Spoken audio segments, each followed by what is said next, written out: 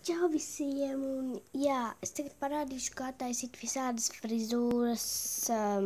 Es tagad pagaidām Pinkijai taišu frizūru, jo Pinkijai ir lokāni mati, un jā, tā, mums nevajadzēs klaviatūru, jo mēs pēc tam nesēžam.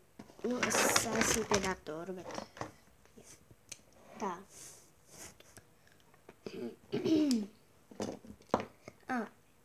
Skatieties, šis panīks ir tāds, kad es viņai nogriezu, varavīksnei nogriezu sarkanos matus un oranžos, un un atstāju zaļos un dzeltenos, un tagad viņu izmantoju kaut kā citu panīku, jo, jā, es uzslēgšu dziesmu.